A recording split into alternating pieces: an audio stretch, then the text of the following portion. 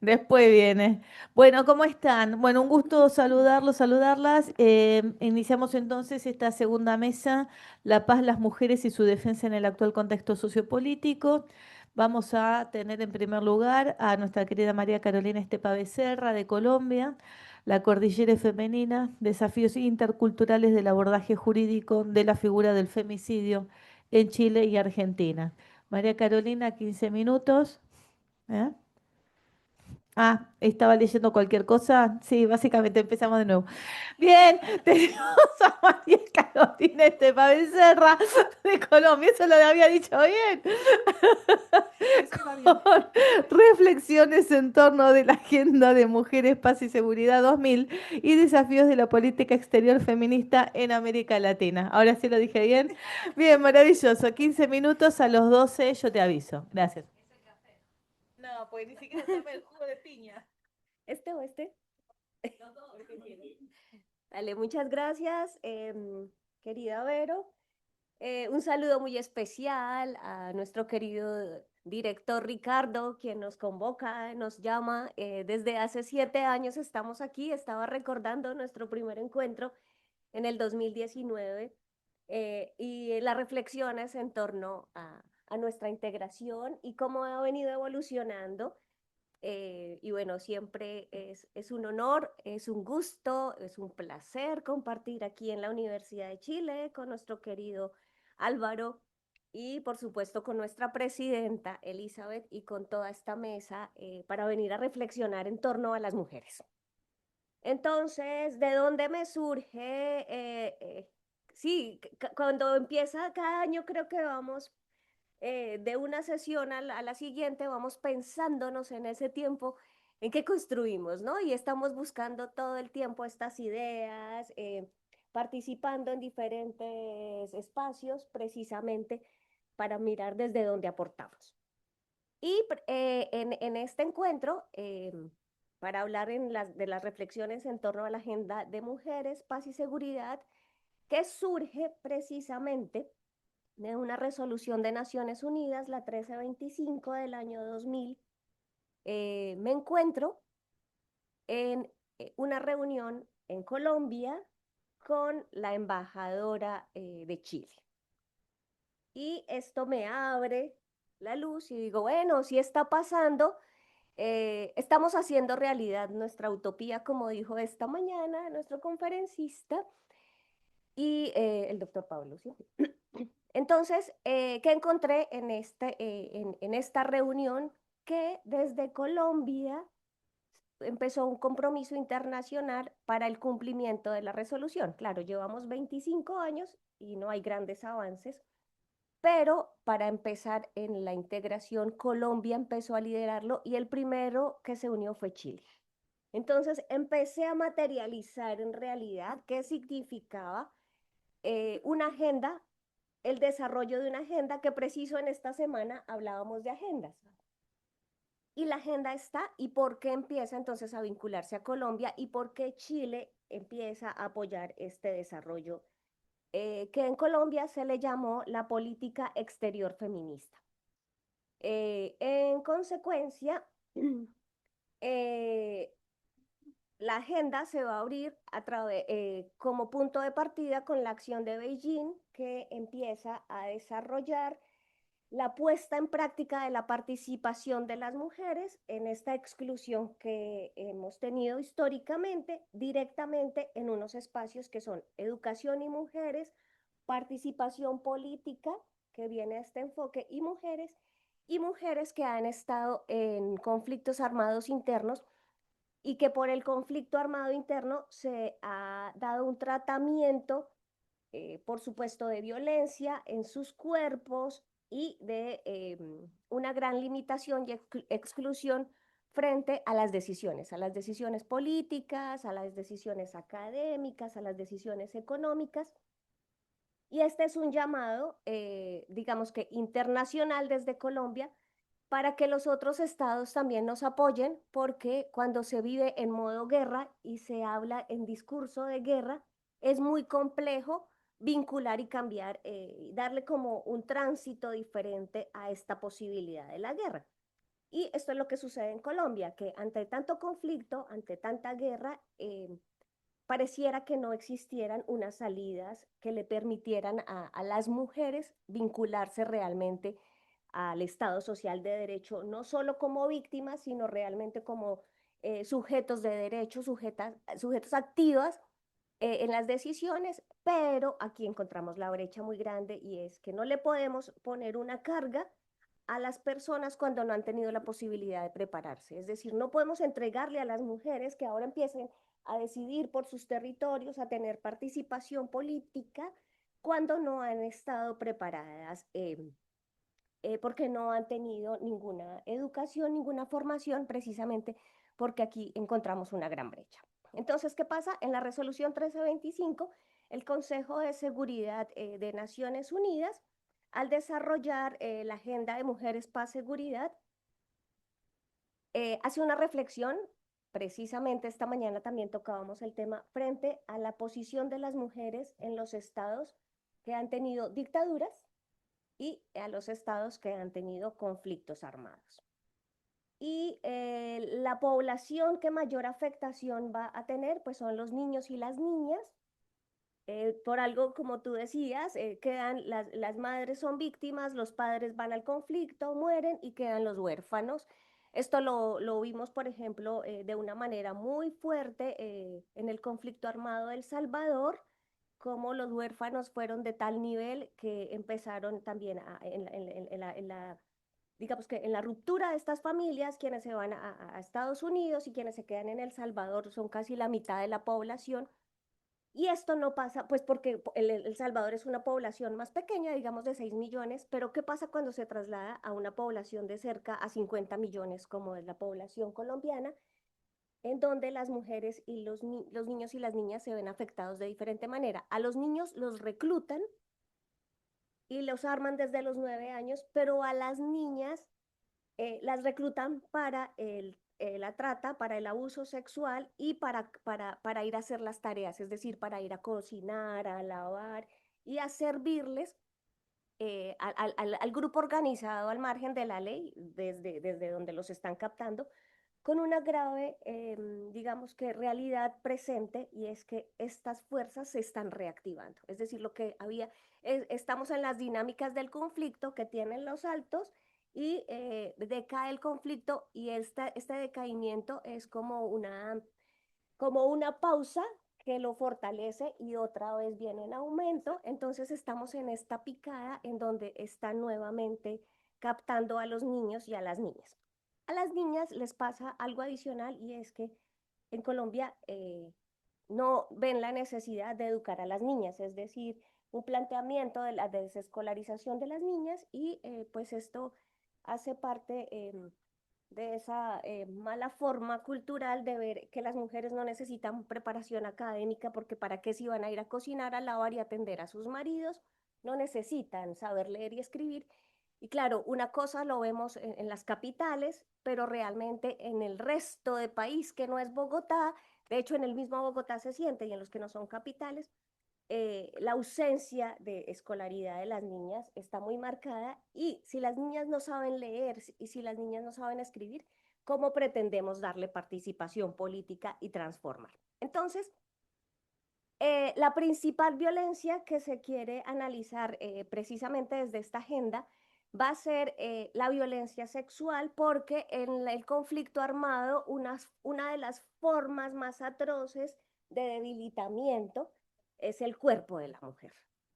Con digamos que le han dado un agregado, y es que antes se mataban entre los varones en el odio, pero ahora resulta que el objeto de debilitamiento del enemigo, Boris, el objeto es la relación amorosa. Entonces ya no atentan contra el hombre entre los enemigos, sino van y matan a la novia, van y matan sí, a su compañera sentimental, y empieza una violencia, digamos que disparada en impunidad frente a las mujeres, porque a ellos nunca los van a perseguir, a los que atentan contra las mujeres. Entonces, integrar las cuestiones de género a los conflictos armados precisamente implica un cambio dialéctico.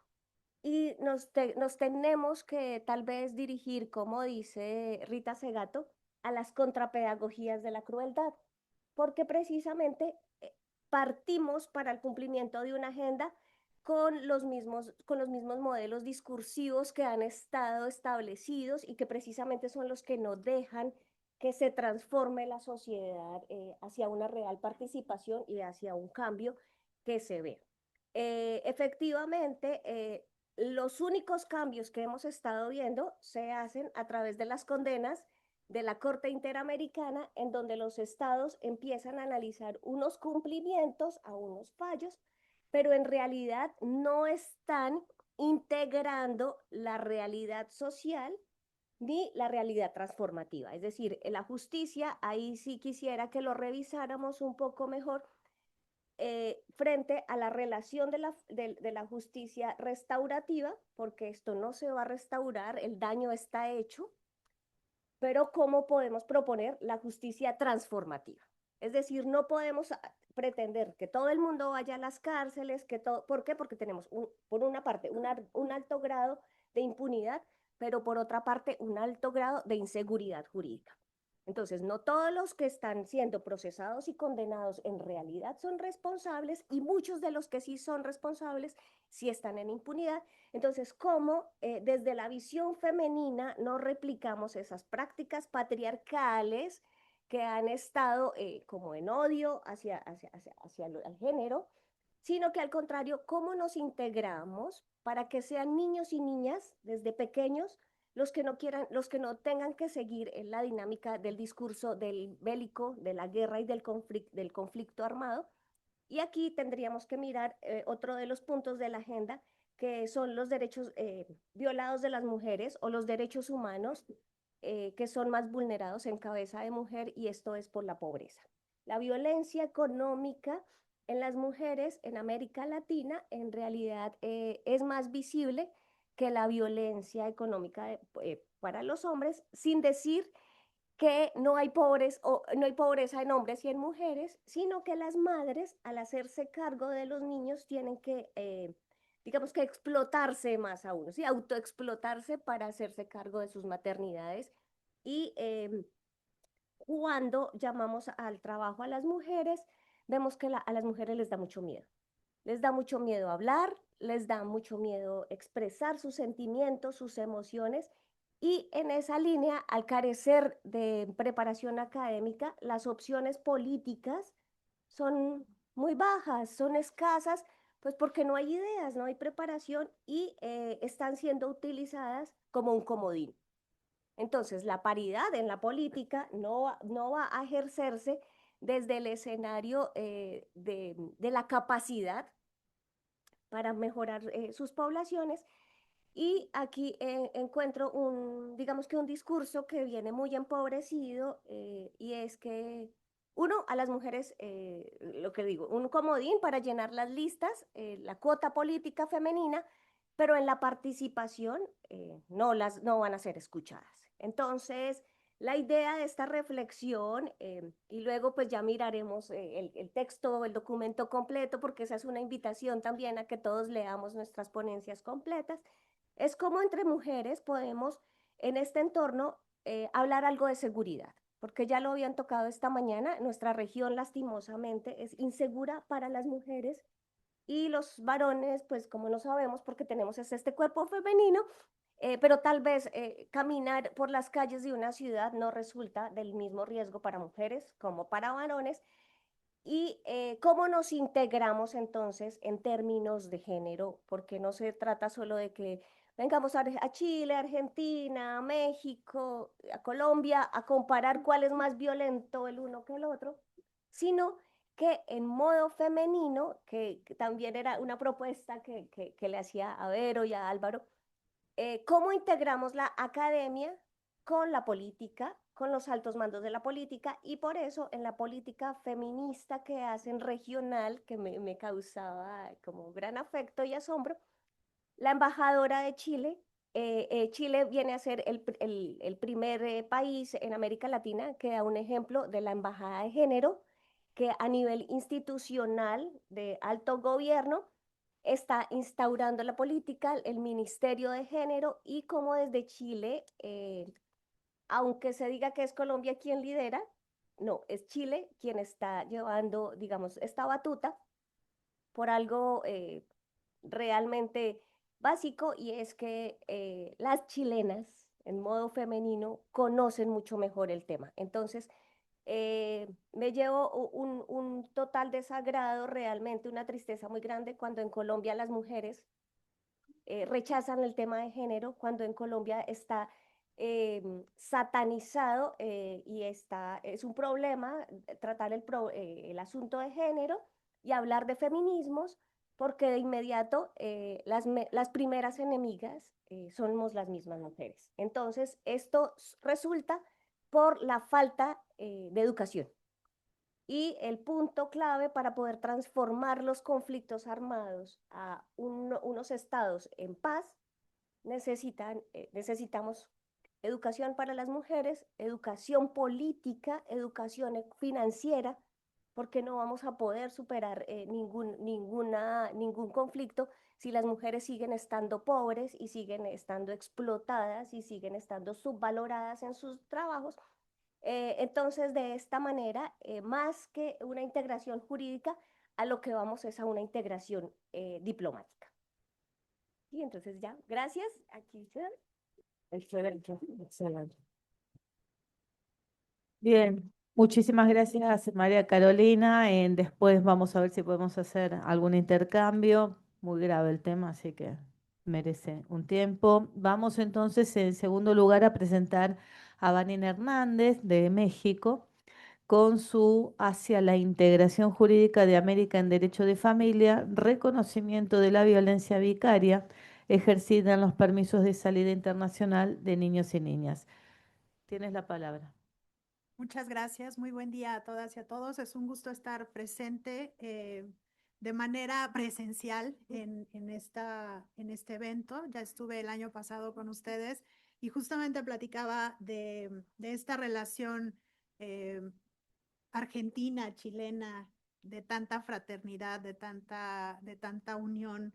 Y me sentía un poco, les decía el año pasado, me sentía un poco ajena a los problemas que estaban viviendo o a lo que estaban planteando, pero ahora soy parte de los problemas. Mi país es parte de los problemas. Así que, a pesar de, tenemos muchas coincidencias, tenemos muchas formas de ayudarnos y de apoyarnos. Y como decía el filósofo español Santalla, quien no conoce la historia está condenada a repetirla, así que mejor conocernos entre todos para poder obviar algunas cosas que ya vivimos. Y una de estas cosas es justo la violencia que se vive hacia las mujeres y que en los países de Sudamérica, por los temas de gobiernos, de expresión de izquierda o de democracias, han tenido un poco más de avance en el apoyo y en el desarrollo de legislaciones con enfoque de derechos humanos. Y esta parte del reconocimiento de la violencia vicaria ejercida hacia las madres que ejercen la custodia de niñas, niños y adolescentes de manera reiterada y cada vez más frecuente, de manera autónoma.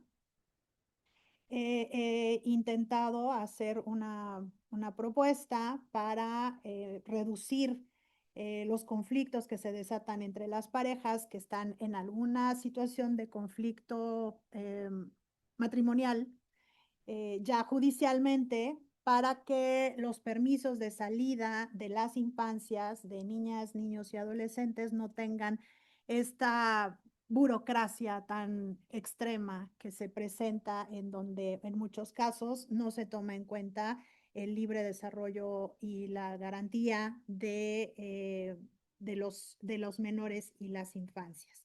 Y bueno, pues en este punto, el reconocimiento de la violencia vicaria es algo que tendríamos que estar haciendo a nivel internacional para poder, si quieres adelante, gracias, para poder estar hablando de cuál es la necesidad cuando se manifiesta la violencia vicaria. La violencia vicaria, vamos a puntualizar, es la manifestación del el padre, únicamente progenitor masculino, cuando el padre utiliza a las hijas e hijos como instrumento para dañar a las madres que ejercen la custodia de las infancias, que no, aun cuando no cumplen con ese papel de crianza y no cumplen con el papel de cuidados. Y en esta instrumentalización que se hace de los permisos de salida de las infancias, cuando las madres tienen que, por motivos laborales, de recreo, deportivos, educativos, cualquiera que sea el caso, que no pueden salir si los niñas, niños no tienen permiso para abandonar el país, y en muchos casos los padres abandónicos no tienen forma de ser localizados y por lo tanto tienen que separarse de sus críos al momento de salir del país y dejarlos con esto que decía ahorita la licenciada Carolina, decía con este triple remordimiento de la mujer, ¿no? En el de tengo que trabajar porque tengo que mantener, pero tengo que dejarlo y entonces voy con cargas emocionales extras a lo que tengo que estar viviendo y pasando. Y por tanto, es necesario que tengamos un escenario planteado en el que la América Latina pudiera tener una homologación de procesos administrativos judiciales en los que facilitaran las salidas y que se hicieran posiblemente a través de juicios sumarísimos en donde no fuera necesario, si están dentro de un conflicto de divorcio, no fuera necesario que el padre diera este permiso. En México se ha llegado ahora, antes se necesitaba un permiso notariado para que pudieran salir las infancias, ahora ya no es necesario este permiso notariado porque justamente estamos tratando de avanzar en esta parte y tratando de no revictimizar en las situaciones a las que están viviendo. Estos escenarios colocan la atención en dos principios fundamentales. Uno, la patria potestad, que es como el régimen de la responsabilidad parental compartida, y en el otro, el interés superior de las niñas, niños y adolescentes como criterio rector de todas las relaciones que los involucren. Y en esta parte, en diversos países se sigue haciendo la exigencia de la autorización del progenitor del progenitor no custodio para la salida internacional de los niñas, niños y adolescentes y se convierte en un mecanismo de violencia institucional que está generalizado y que está instrumentado como una herramienta de protección. ¿Hasta dónde es posible, tratando de evitar el tráfico de infancias? ¿Hasta dónde es posible que se haga esto? Bueno, tendríamos que tener un catálogo de cuál serían los casos en los que podría ser válido la salida dictada por parte de un juez en un juicio sumarísimo, cuáles serían las excepciones y cuáles serían los casos que se tendrían que analizar, hacer un catálogo muy definido de cuáles serían los riesgos que se tienen de la salida y cuáles serían los beneficios para poder contemplar en esto el criterio rector que debería ser en todos los procesos que involucran a niños, niños y adolescentes del interés superior de las infancias. Y bueno, el uso de esta abusiva herramienta de la violencia vicaria que debe ser totalmente visibilizada y sancionada jurídicamente, evitando que los sistemas judiciales y administrativos se conviertan en canales que perpetúen las violencias hacia las mujeres en una reiterada forma de patriarcalización de las herramientas institucionales que se viven. Tendríamos que analizar cómo los permisos de salida del país son utilizados para instrumentos de violencia, cuáles serían las causas, cuáles serían los conflictos, definir cuáles serían las posibilidades y las oportunidades. El problema es justo que el progenitor no custodio no permite el desarrollo de la mujer porque es la forma de venganza y como reiterado en las guerras, en los conflictos, el cuerpo de la mujer, la vida de la mujer vuelve a ser el tema en el que se puede incidir para lastimar a un país, a una sociedad y a una familia.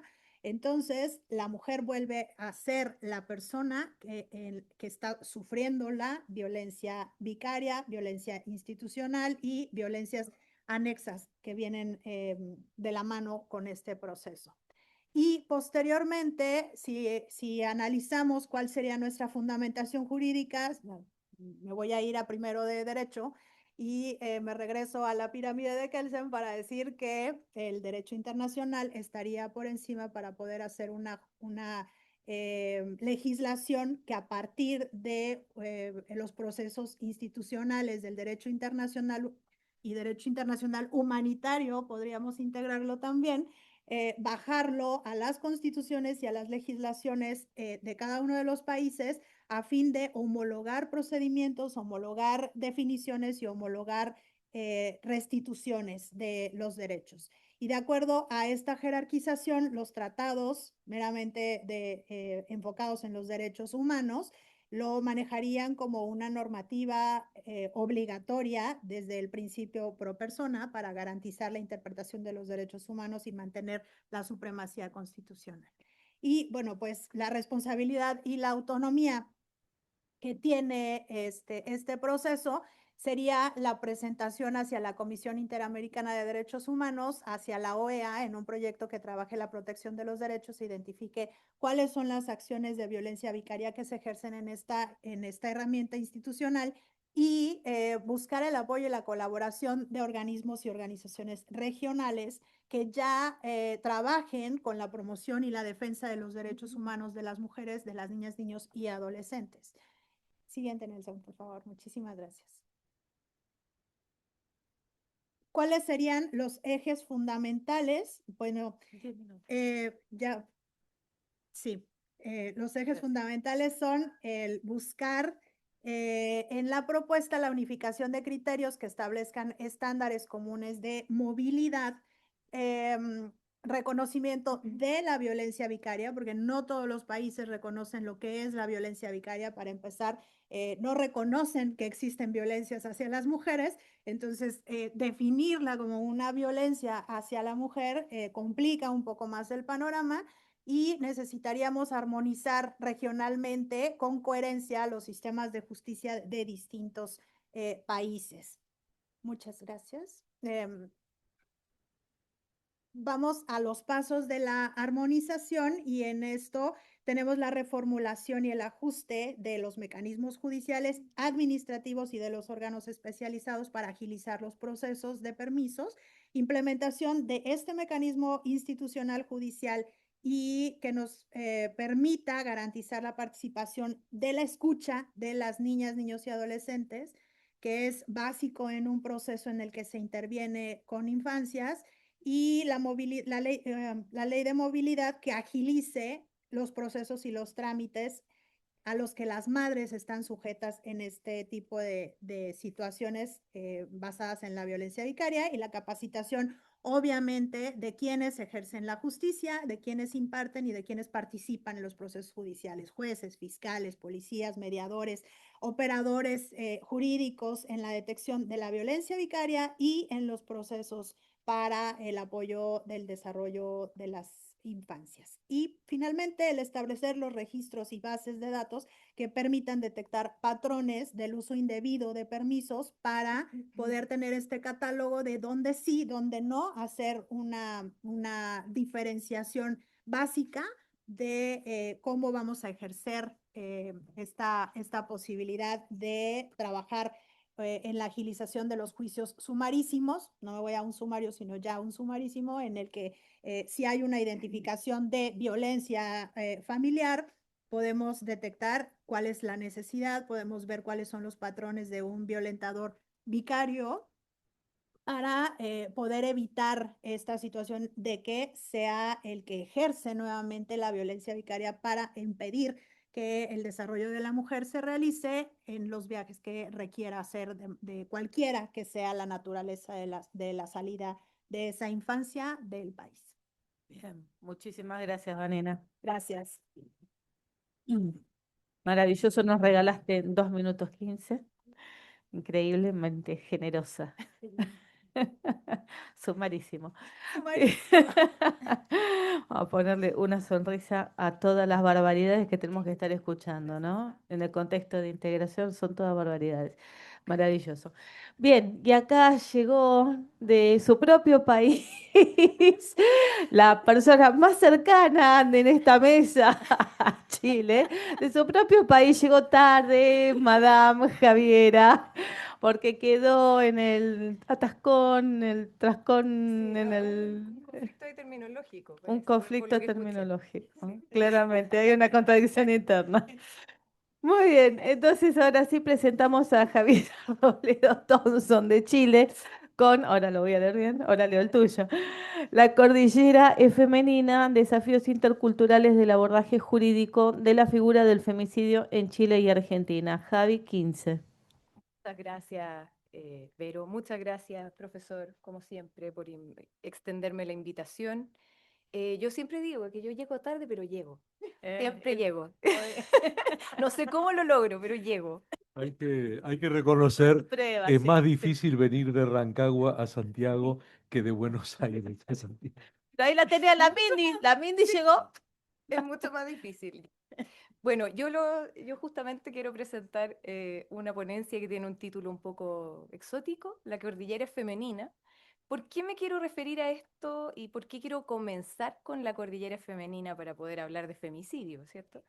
Eh, es una reflexión sobre, en el fondo, cómo la cordillera de los Andes, como entidad, nos puede dar cierto marco de cómo debiéramos abordar entonces también y cómo puede ser este puente simbólico entre Chile y Argentina para justamente poder integrar ciertas nociones que son necesarias de este lado y del de allá, específicamente en el abordaje del femicidio y la violencia contra la mujer. Mi tesis básica es que la integración jurídico-penal básicamente en materia de femicidio no se puede limitar a que armonicemos artículos del Código Penal. Entonces, por tanto, no puede ser solo dogmática, que normalmente en encuentros de este tipo, cuando hablamos de integración jurídica, tenemos la tendencia, y a veces la flojera puede ser, de irnos a lo puramente dogmático y dejar de lado cosas que son sumamente importantes de integrar. ¿Cierto? Y para poder hacer eso necesitamos una mirada que sea más intercultural y feminista, por cierto, que sea capaz de comprender esta violencia de género en sus múltiples contextos, específicamente el territorial, que ese es el que la cordillera nos da absoluto marco, ¿cierto? El histórico, pero también el simbólico.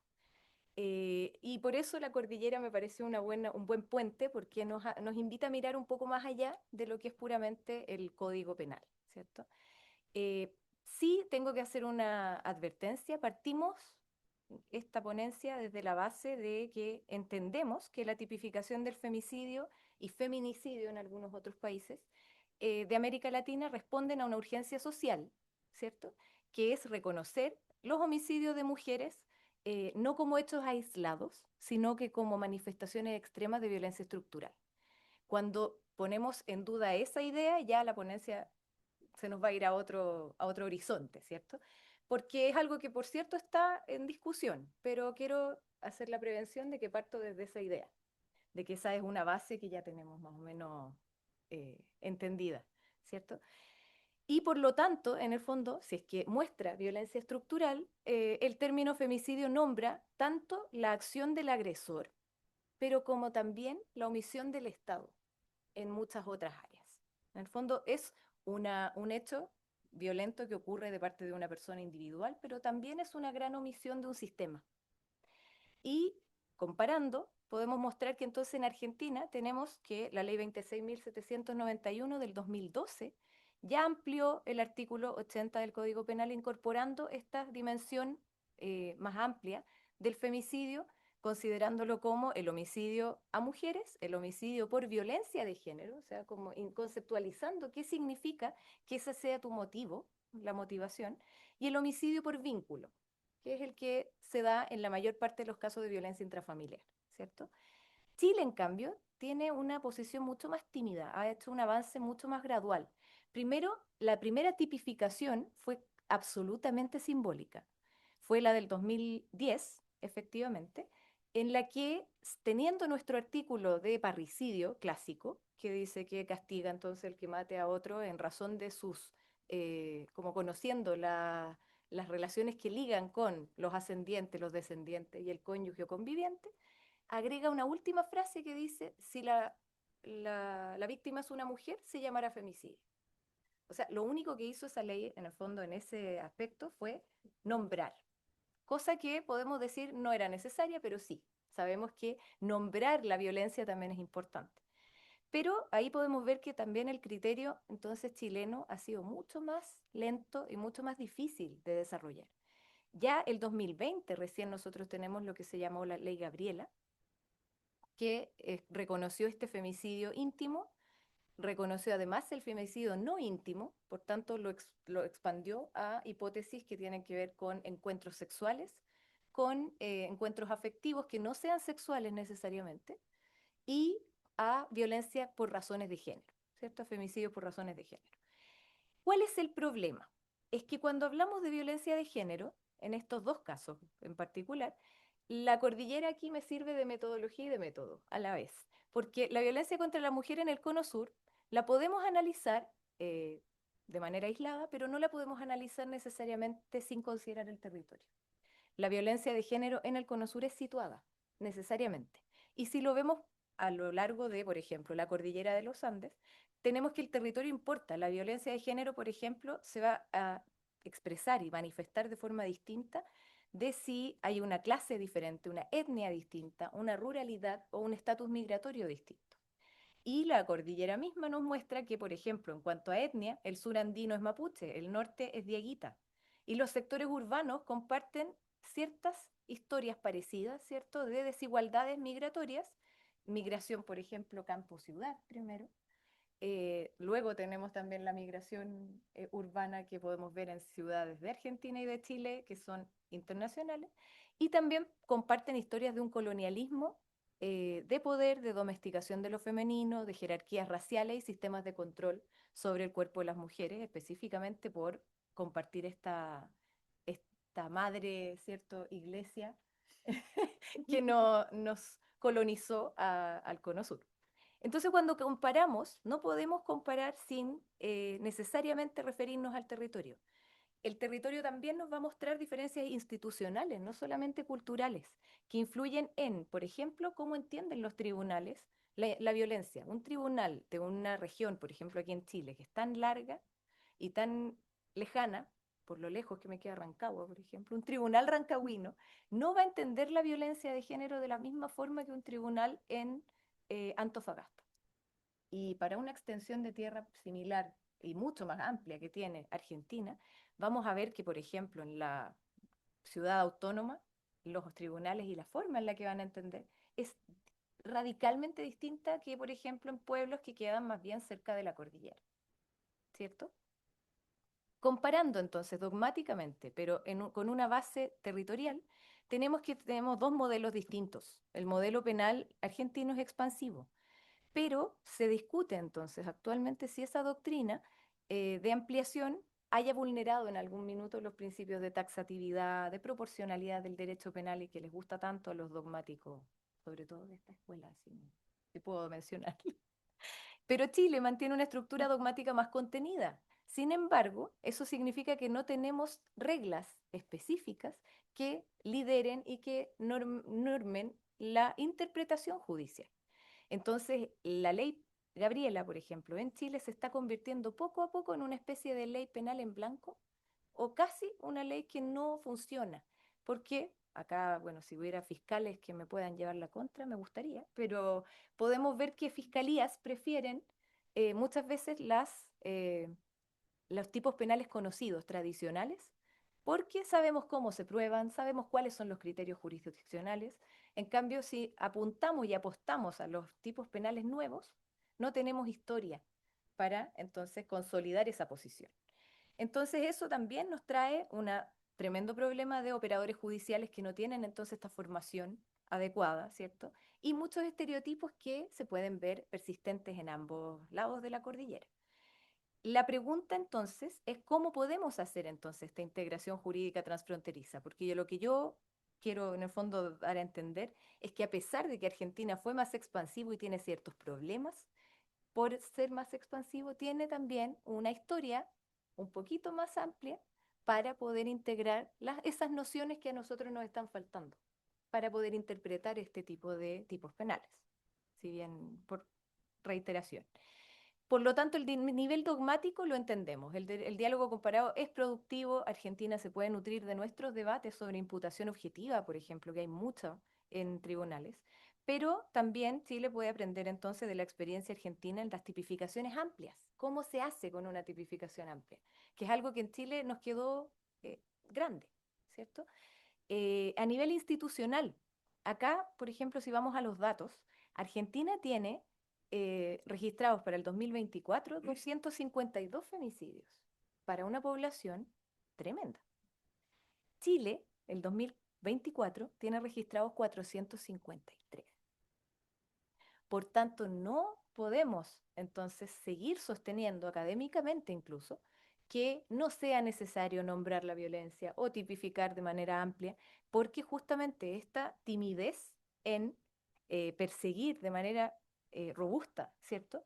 Y expansiva el femicidio nos muestra claramente que tenemos una diferencia de números que nos están mostrando que estamos al debe, ¿cierto? Porque tenemos menos población que Argentina y el doble de femicidios en el 2024. Para eso es súper importante fortalecer sistemas de justicia, por ejemplo, la formación con perspectiva de género en la sede institucional. En eso también Argentina tiene bastante experiencia en cómo comunicar estos manuales, en el fondo, ¿cierto?, con todo tipo de tribunales diferentes. Protocolos unificados de investigación. Si bien un problema es judicial, el otro gran problema es que la Fiscalía chilena no sabe cómo empezar estas investigaciones, cómo inicio esta investigación. Y la cooperación entre Fiscalía chilena y Argentina sería bien interesante. O sea, creo que ahí uno puede proponer súper valientemente y patudamente que hayan unidades comunes, ¿cierto?, de violencia de género y femicidio. A nivel cultural e intercultural, sabemos que este es el nivel más difícil, pero a la vez es el más transformador. La integración requiere que compartamos narrativas culturales y que lleguemos a conclusiones culturales similares, ¿ya? El femicidio contra mujeres indígenas, migrantes y rurales, por ejemplo, revela patrones que ni el derecho argentino solamente ni el derecho chileno resuelven del todo. Por tanto, algo podemos hacer ahí. Hay algo interesante para hacer entre ambos países. Aquí la interculturalidad, lamentablemente, no es adorno, no es algo que uno diga, puedo ponerle este nombre para que el paper suene más y para que llegue más lejos. La intercultural es condición, es necesaria para poder llegar a una conclusión que sirva y que efectivamente sea útil para el problema que estamos abordando. Por tanto, una política criminal feminista transfronteriza debiera incorporar esta interseccionalidad, el territorio y la pluralidad cultural que tenemos claramente muy definida en los tres países. Por tanto, la cordillera que sea la cordillera femenina, digo es femenina porque es resistente, es compleja y es múltiple. Nos recuerda que ninguna mujer es una isla y tampoco lo son entonces nuestros sistemas jurídicos. La integración penal del femicidio para Chile y Argentina debiera ir más allá de la sola armonización legislativa y por tanto debe transformar el modo en que investigamos, el modo en que juzgamos y el modo en el que entendemos ese concepto. Porque en la medida en la que tenemos conceptos similares y entendemos que los conceptos generan cultura y generan transformación, es que podemos llegar entonces a tener un puente, no un límite. Eso es lo que con eso quiero cerrar, con la idea de que la cordillera entonces no tiene que ser un límite, tiene que ser un puente transformador para que empecemos a hablar en el fondo realmente en el mismo idioma. Eso, muchas gracias. Bien, impecable.